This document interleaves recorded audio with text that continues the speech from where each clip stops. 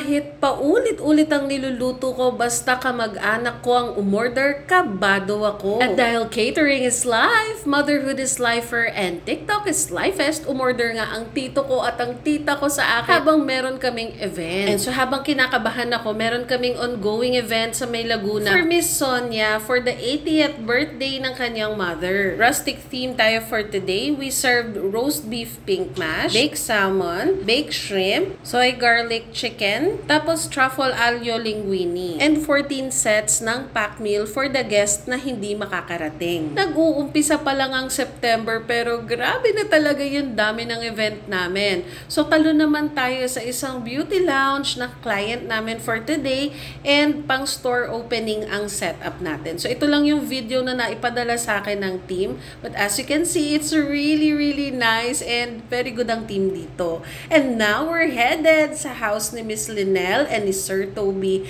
to celebrate the birthday of Sir Toby. May intimate gathering sila. Uy mga kamari-chef, alam nyo kinikilig talaga ako kasi pang ilang event na namin to kay Sir Toby and Miss Linel. Alam nyo yung social ng pamilya nila pero hindi ko maintindihan bakit love talaga nila kami. Napakasimple lang namin na catering. Pasensya na sa video ko kung napagkuhaan na ng food ha. So we serve Korean roast pork belly, chicken Alexander, lemon fish fillet, mango tapioca, meron din tayong Asian salad, tapos meron tayong rolled lasagna and blue rice. And nagustuhan daw talaga nila yung cream of shiitake mushroom soup namin. Ang generous daw ng mushroom. Syempre namamalengke tayo mga kamari-chef.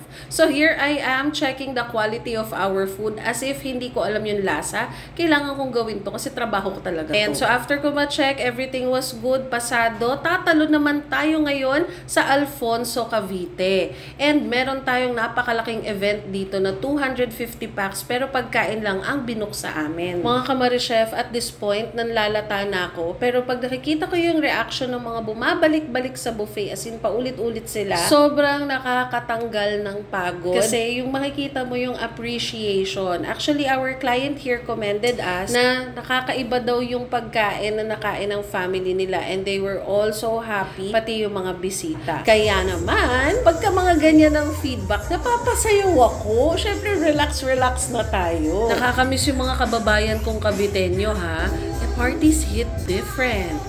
So, ito na kami, bago magbalot ng food kasi tapos na kami mag-serve, nagsayaw muna kami. Ayun lang mga kamari-chef. Bye-bye!